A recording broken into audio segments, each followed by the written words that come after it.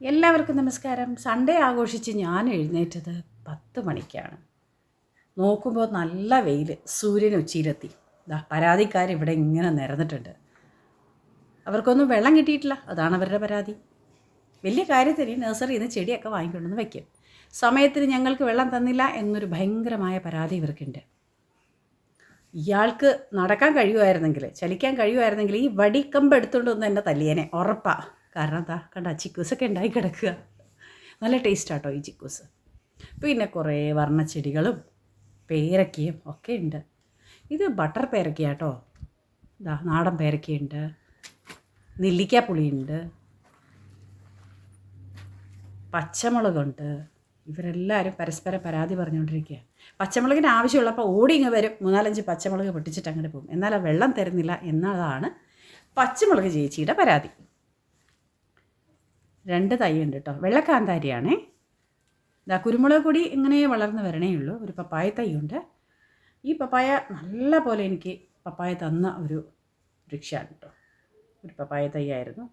ഇപ്പോൾ കുറേ വയസ്സായിട്ടുണ്ട് ആൾക്ക്. അതിൻ്റെ തന്നെ പപ്പായയുടെ എണ്ണം കുറഞ്ഞിട്ടുണ്ട്. ചെറുപ്പത്തിലേ തുടങ്ങി തന്നെ ആൾ കായ്ച്ചു തുടങ്ങിയിരുന്നു. ചീരയാണെങ്കിൽ ഞാൻ പുറത്തുനിന്ന് വാങ്ങിക്കാറില്ല. ആഴ്ചയിൽ ഒരു 4 ദിവസം വീട്ടിൽ ചീരത്തോരൻ ഉണ്ടാവും. വീട്ടുകാർക്ക് ചെറിയ പരാതിയുണ്ട്, എന്നാലും കാൽഷ്യവും പ്രോട്ടീൻസും ഒക്കെ നമുക്ക് ഈ ഒരു ഇലക്കറികളിൽ നിന്ന് കിട്ടുന്നത് കൊണ്ട് തന്നെ അവരതിനെ സഹിക്കുന്നു. ഇഞ്ചിയും ഞാനങ്ങനെ പുറത്തുനിന്ന് വാങ്ങിക്കാറില്ല. ഒരിക്കലും ഇഞ്ചി വാങ്ങിച്ചപ്പോൾ അതിൻ്റെ ഇഞ്ചി പാത്രത്തിൽ കിടന്ന് മുളച്ചു. അങ്ങനെ കൊണ്ടുപോയി വെച്ചതാണ്. നല്ല ഇഞ്ചി കിട്ടി. കരിവേപ്പിലയൊക്കെ പിടിച്ച് വരുന്നേ ഉള്ളൂ. പിന്നെ ചീര, വെള്ളച്ചീരയും ചുവന്ന ചീരയും ഒക്കെ ഉണ്ട്. ഇതൊക്കെ ഞാൻ നഴ്സറിയിൽ നിന്ന് വാങ്ങിച്ച വിത്തുകളാട്ടോ. നന്നായിട്ട് ഇതിൽ ചീര ഉണ്ടാവുന്നുണ്ട്. വെള്ളച്ചീര അത്യാവശ്യം മിക്കവാറും എനിക്ക് തോന്നുന്നു ഒരു ആഴ്ചയിൽ 3-4 ദിവസം എനിക്ക് കിട്ടാറുണ്ട്. പിന്നെ മണിപ്ലാന്റ് എപ്പോഴും നമുക്കൊരു പോസിറ്റിവിറ്റി തരുന്ന ഒരു എന്താ പറയുക, ക്ലൈംബേഴ്സാണ്. അപ്പോൾ അതുകൊണ്ട് തന്നെ മാത്രമല്ല, മണിപ്ലാന്റ് നട്ടാൽ ചെറിയ സാമ്പത്തിക വളർച്ചയ്ക്ക് ഉണ്ടാവും എന്നൊക്കെ ഉള്ളൊരു ധാരണയുണ്ടല്ലോ നമുക്ക്. അപ്പോൾ അതുകൊണ്ട് മണിപ്ലാന്റൊക്കെ ഞാൻ മെഷൊക്കെ അടിച്ച് വെച്ചിട്ടുണ്ട്. പോർച്ചിൻ്റെ ഒരു സൈഡിൽ മൊത്തം മണിപ്ലാന്റ് മെഷ് അടിച്ച് വെച്ചേക്കാണ്. ആ സൈഡിൽ കുറച്ച് വെയിലും കൂടിയിട്ട്, അതുകൊണ്ടാണ്. ഇത് ഞാൻ യൂണിവേഴ്സിറ്റിയിൽ നിന്ന് വാങ്ങിച്ച അൽഫോൺസ തൈയാണ്. ഇവരുടെ പരാതികൾ അധികമായി. ഇനി ഞാൻ അധികം ചർച്ചയ്ക്ക് നിൽക്കുന്നില്ല, വെള്ളം കൊടുത്തേക്കാം. നല്ല ശക്തമായ വെയിലാട്ടോ. കാരണം ഇപ്പോൾ വേനൽ കടുത്ത് വരികയല്ലേ. ഇവിടെ ഒരു അനുഗ്രഹമുള്ള എന്താണെന്ന് വെച്ചിട്ടുണ്ടെങ്കിൽ നല്ല വെള്ളം കിട്ടുന്നുണ്ട്. കിണർ നല്ല ശുദ്ധമായ വെള്ളം തരുന്ന ഒരു കിണറാണ് ഞങ്ങളുടെ വീട്ടിലുള്ളത്. കണ്ടോ, നല്ല ആവശ്യാനുസരണം നമ്മൾക്ക് ചെടികൾക്ക് വെള്ളം കൊടുക്കാനായിട്ട് സാധിക്കും. തൃപ്തിയായിട്ട് എത്ര രാവിലെ വൈകിട്ട് നനച്ചാൽ പോലും ഇവർ കുറച്ച് കഴിയുമ്പോഴേക്കും ഇങ്ങനെ വാടിക്കരിഞ്ഞ് വരും, വാടി തളർന്ന് വരും കേട്ടോ. കാരണം വെയിലിന് നല്ല ശക്തമായ ചൂടുണ്ട്. ഇവിടെ കുറേ വൃക്ഷങ്ങളൊക്കെ ഉണ്ടായിരുന്നതാട്ടോ. ഞാൻ നേരത്തെ കാണിച്ച ആ ഫ്രണ്ടിലെ സ്ഥലമില്ലേ, അവിടെ കുറേ വൃക്ഷങ്ങളും വാഴത്തോട്ടം ഒക്കെ ഉണ്ടായിരുന്നതാണ്. പക്ഷേ ഈ അടുത്ത സമയത്ത് അത് ആ വാഴയ്ക്ക് എന്തോ ഒരു അസുഖം ബാധിച്ചു. അത് മൊത്തം വെട്ടിക്കളഞ്ഞിട്ട് അവർ കപ്പ നട്ടേക്കുക. നമ്മുടെ പ്രോപ്പർട്ടിയല്ല, അവിടെ അടുത്തുള്ളവരുടെ പ്രോപ്പർട്ടിയാണ്. ഈ കൃഷി ചെയ്യാനായിട്ട് പാട്ടത്തിന് കൊടുക്കുന്ന സ്ഥലമില്ലേ, അങ്ങനെ ഒരു സ്ഥലമാണത്. ആ സ്ഥലത്ത് കുറേയേറെ കപ്പത്തൈകൾ ഇപ്പോൾ നട്ട് വെച്ചിട്ടുണ്ട്. ഒരേ ഏരിയയിൽ വാഴത്തൈയും നട്ട് വെച്ചിട്ടുണ്ട് അവർ. വാഴക്കൂമ്പൊക്കെ നട്ടിട്ടുണ്ട്. വാഴക്കണ്ണ് അങ്ങനെയാണല്ലേ പറയുന്നത്. ഇത് പുളിനെല്ലിക്കയാണ്. നെല്ലിക്കാപ്പുളിയെന്നും പറയും. ഉപ്പിലിടാനൊക്കെ ആയിട്ട് നല്ലതാണ്. എൻ്റെ കുട്ടിക്കാലത്ത് ഞാൻ സെയിൻറ്റ് ആൻ്റണീസ് സ്കൂൾ കച്ചേരിപ്പടിയിലാട്ടോ പഠിച്ചത്. അപ്പോൾ അവിടെ ഇതുണ്ടായിരുന്നു. എൻ്റെ കുട്ടിക്കാലത്തിൻ്റെ ഓർമ്മയാണ്. കഴിഞ്ഞ പ്രാവശ്യം ഞാൻ യൂണിവേഴ്സിറ്റി വഴി പോയപ്പോൾ അവിടെ നിന്ന് വാങ്ങിച്ചു വെച്ചത്. ഇപ്പോൾ ഒരു 4-5 മാസമായി. ചെറിയ തൈയായിരുന്നു, നന്നായി പിടിച്ചു. ഇത് ഓൺലൈൻ വാങ്ങിച്ച ഒരു വെള്ളക്കാന്താരിയുടെ വിത്താണ്.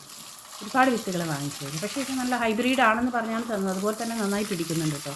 ചെറിയ തൈയായപ്പോൾ തുടങ്ങി തന്നെ അവർ കായ്ച്ചു തുടങ്ങി, നല്ല പോലെ കായ്ച്ചു തുടങ്ങിയിട്ടുണ്ട്. ഈ ഒരു കുരുമുളകിലേക്ക് അങ്ങോട്ട് വേഗം കായ്ക്കുമെന്ന് പറഞ്ഞെങ്കിലും അങ്ങോട്ട് എത്തിയിട്ടില്ല. കുരുമുളക് കായ്ച്ചു തുടങ്ങിയിട്ടില്ല. വള്ളി പോലെ പിടിച്ച് പോകുന്നുണ്ട്. കുറ്റി കുരുമുളകാണെന്ന് പറഞ്ഞ് വാങ്ങിച്ചത്. ഈ പപ്പായയുടെ തന്നെ കുഞ്ഞു തൈയാട്ടോ അവിടെ വളർന്നു വരണത്. ഒരുപാട് നല്ല പപ്പായ എനിക്ക് കിട്ടിയിട്ടുണ്ട്. എൻ്റെ ഫ്രണ്ട്സിനും എല്ലാവർക്കും ഞാനത് കൊടുക്കുകയും ചെയ്തു.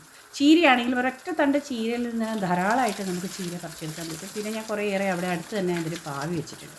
എനിക്ക് തോന്നി ആ ചീര അവിടെ പിടിച്ചപ്പോൾ കുറച്ച് നല്ല തനിയെ വളർന്നു വന്നൊരു ചീരയാണത്.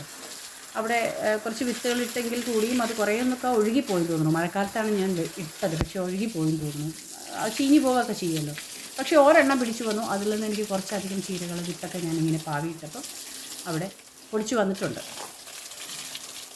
ഇത് നാട്ടുമാങ്ങയാണ്. ഞാൻ യൂണിവേഴ്സിറ്റിയിൽ തന്നെ വാങ്ങിയതാണ്. പക്ഷേ കുറേ നാളത്തേക്ക് ഇത് കൂമ്പ് പിടിക്കുന്നുണ്ടായിരുന്നില്ല. പറിച്ച് കളയാൻ നോർത്ത് കഴിഞ്ഞപ്പോഴേക്കും ഇത് കൂമ്പുണ്ട്.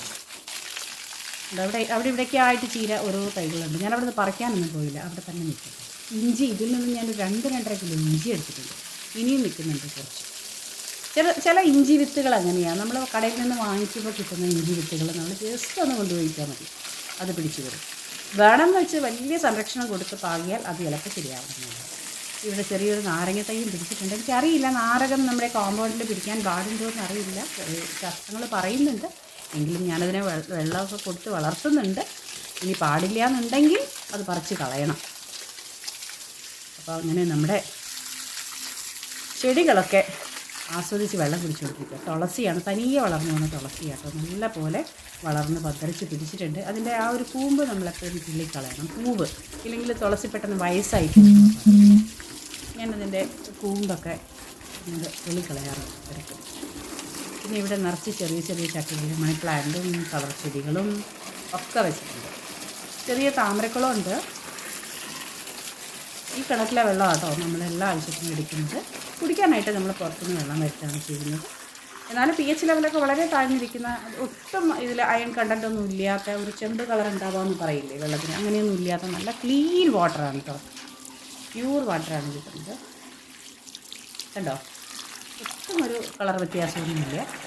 ഇതിൽ കുറച്ച് ഗപ്പി മീനെയൊക്കെ കൊണ്ടുവന്നിട്ടുണ്ട് കേട്ടോ. കുറച്ച് ഇലകളൊക്കെ വെച്ച് കൊടുത്തിട്ടുണ്ട് അവർക്ക് കഴിക്കാൻ. പൂപ്പലൊക്കെയാണല്ലോ അവരുടെ പ്രധാന ഭക്ഷണം. വേറെ അങ്ങനെ ഞാൻ ഫിഷിൻ്റെ ആയിട്ടുള്ള ഒരു ഭക്ഷണമൊന്നും കൊടുക്കുന്നില്ല. ഈ തുളസി എന്ത് ചെയ്താൽ പിടിക്കില്ല. ഇദ്ദേഹത്തിന് ഞാൻ ചട്ടിയിലൊക്കെ നട്ട് വലിയ കാര്യമായിട്ടൊക്കെ വെച്ചത്, പക്ഷേ വാടി നിൽക്കും. ഇതെനിക്ക് വെറുതെ കിട്ടിയൊരു ചെടിയാണ്, ഞാനത് കൊണ്ടുവന്ന് അവിടെ ചട്ടിയിൽ നന്നായിട്ട്. ഈ താമരയിൽ പൂ വന്നിട്ടില്ല, കുറേ നാളുകളായി. താമരയിൽ ഈ ട്യൂബാണ് ഞാൻ കൊണ്ടുവന്നിട്ടത്, പക്ഷേ എന്താണോ താമര അങ്ങ് പൂത്തിട്ടില്ല. ഇനി ഒരു 6 മാസം കഴിയുമ്പോഴേക്കൊക്കെ പൂ വരുമെന്ന് പറയുന്നുണ്ട്, എനിക്ക് തന്ന ആൾ പറഞ്ഞു. അപ്പോൾ നമ്മുടെ മണി പ്ലാന്റൊക്കെ നല്ല പോലെ അങ്ങ് നനച്ച് ആസ്വദിച്ചൊക്കെ അങ്ങനെ ഇന്നത്തെ ഞായറാഴ്ച അങ്ങ് തുടങ്ങി. അപ്പോൾ എൻ്റെ ചെടിക്കുട്ടന്മാരുടെ പരാതിയും തീർന്നു, ഞാനും ഹാപ്പിയാണ്. സൺഡേയൊക്കെ ആകുമ്പോൾ കുറച്ചൊക്കെ ഉറങ്ങിപ്പോകുമല്ലോ, ഒന്ന് ആസ്വദിക്കാമെന്ന് കരുതിയൊക്കെ ഇരുന്നതാണ്. ഏതായാലും നിങ്ങളെല്ലാവരും ഇങ്ങനെ സൺഡേയിൽ ആസ്വദിച്ച് നന്നായി ഉറങ്ങി എഴുന്നേറ്റ് ചെടികൾക്കൊക്കെ വെള്ളം കൊടുത്ത് ഹാപ്പി ആയിട്ടിരിക്കുക. നമ്മൾ ഈ കോവിഡ് സമയത്തൊക്കെ ഒരുപാട് പ്ലാന്റേഷനും ചെടികളും ഒക്കെ നമ്മൾ വളർത്താൻ തുടങ്ങിയിരുന്നു. പക്ഷേ കോവിഡ് കഴിഞ്ഞപ്പോഴേക്കും ഇവരെയൊക്കെ ഒന്നും ശ്രദ്ധിക്കാത്തൊരവസ്ഥ വന്നു. പക്ഷേ നമുക്കിതൊരു വളരെയധികം പോസിറ്റിവിറ്റി തരികയും സന്തോഷം തരുന്നൊരു കാര്യമാണ് ചെടി വളർത്തുക എന്നുള്ളത്. ഓക്കെ.